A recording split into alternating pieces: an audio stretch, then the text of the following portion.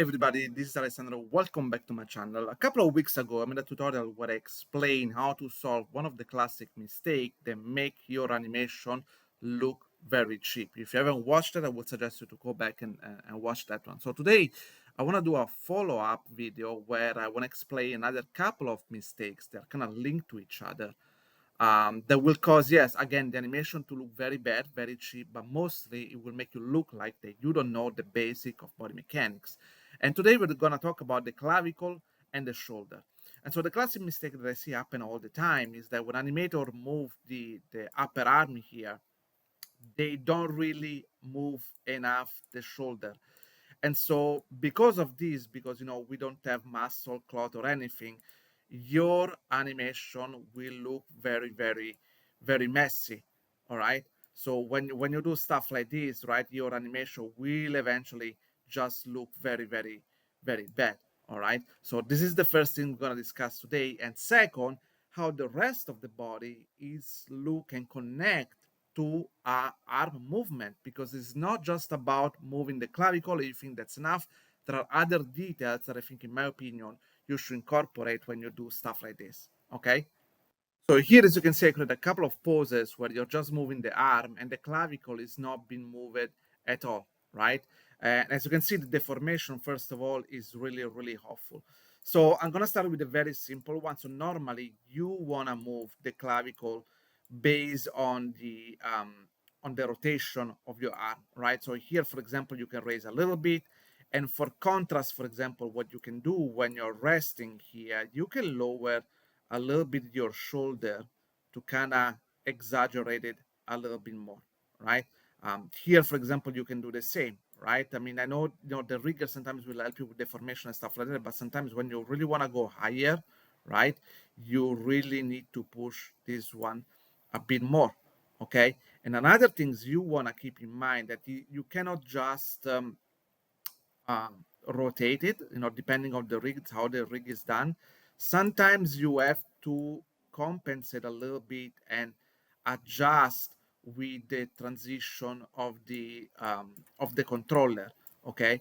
So again, this is entirely depends of the rig, how the rig is built, if they have a deformation or no, extra blend shape and stuff like that. So it's something you want to explore based on the rig itself.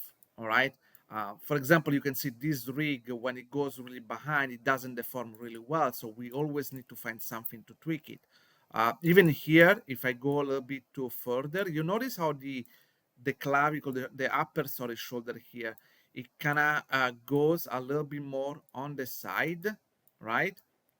And so when you do this kind of stuff, you want to maybe compensate by pushing this one here inside a little bit.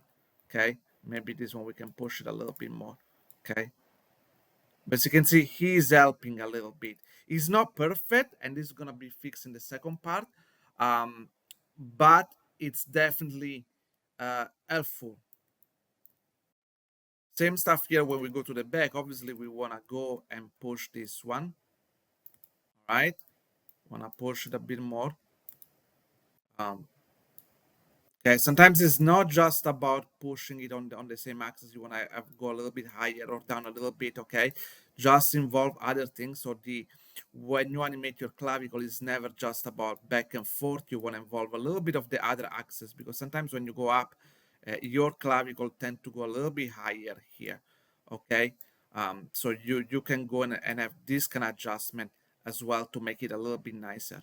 Okay, but this is definitely already a better starting point when you do things like that. However, as we discussed, is nearly not enough, because it's basically impossible for the human body, the human anatomy, to just isolate an arms and moving an arms without affecting the rest of the body. So you can try your best, but it's basically impossible. So normally, what I would suggest you to do, having your shoulder kind of sorry, not your shoulder, your spine kind of having an impact on this, because here, for example, you could do a little bit of this, right? You can adjust this one, right? Maybe then you can kind of counterbalance it here, right? You see, it's a lot nicer now that the spine is involved as well. All right, so this is something you can definitely uh, push it to make it a little bit more interesting. All right, same stuff here. It goes back to normal again. Same stuff when it goes here. Push it, push it forward. Okay, rotate a bit more. Okay, up to you how much you want to exaggerate it, but I'm pretty sure you can see now how this feels a lot more natural, even if you want to do it very little, right? You see now the movement tend to feel a lot more natural. Same stuff when you go here, right? If you want to push your the way all the back, well, definitely your body will follow, okay? And again, you want to maybe counterbalance or stuff like that, right? Um, and again, he doesn't stop in here, right? You could have done the same a little bit here with your head a little bit, right? You wanna stay here, right? Here when you go to the side, you wanna push the head a little bit here, right?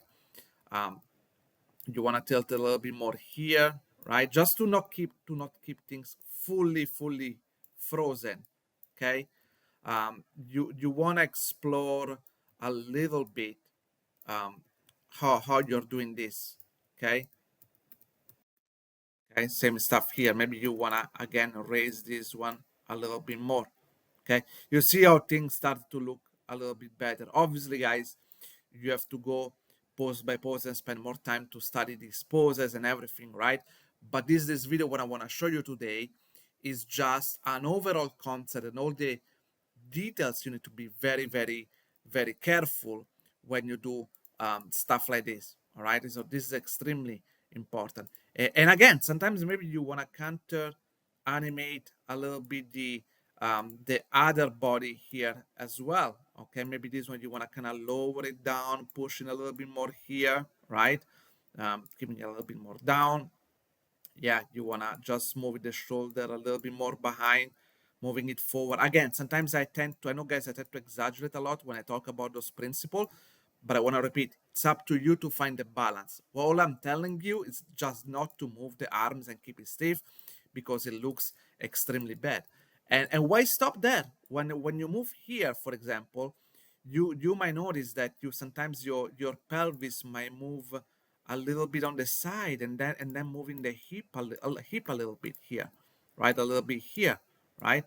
Um, Same stuff here. You could actually come forward a little bit and turning a tiny bit, and here doing kind of the opposite, going here, go behind. Oops, I went to the wrong frame. Going back, turning behind, right? Maybe even when you do this transition, you wanna overshoot a little bit here and then going back, right? So there is a plenty of movement, that plenty of animation you can do to the rest of the controller to support this. Because if you do this, your animation will look a lot more natural, right? And of course, obviously, um, it's very hard just to see like a character just raising an arm like this, but I can guarantee you, I see a lot of people doing that, not animating properly the rest of the body, and will just make your animation look awful, all right? There is no middle term here, guys. A suggestion I can give you, if you want to learn more about anatomy, guys, is to do a video reference of yourself, be in front of the camera, starting with a position like this, and raise the arm on the side, pause it, raise it up here, put it back down, in front and behind. And then once you do, when you have the reference, try to pop from one frame to another, right, from one extreme to another, and you'll notice the entire body how is snapped even in your video reference. That will help you to understand how the rest of the body kind of move, and what you need to do in order to make it more natural. I can guarantee you everything will affect, even in the tiniest detail, even if it's just a little bit, up to the feet, up there until you shift the weight here, and it moves a little bit to the feet as well, exactly how as discussed in the previous video. By the way, guys, another things I want to recommend you, if you really struggle to pose the clavicle in general, I made another video on my channel called Classic Mistake Better Learn How to Pose the Clavicle that will help you to teach you how to fix it and tweak it when you're struggling, maybe sometimes the rig doesn't always have the best tool or the best deformation, I'll suggest you to go and check that out as well. All right, guys, another short video for today. I hope you enjoyed this little advice, and keep rocking and keep polishing your animation until it looks always better and better. Okay, guys, hope you enjoyed this video and see you next time.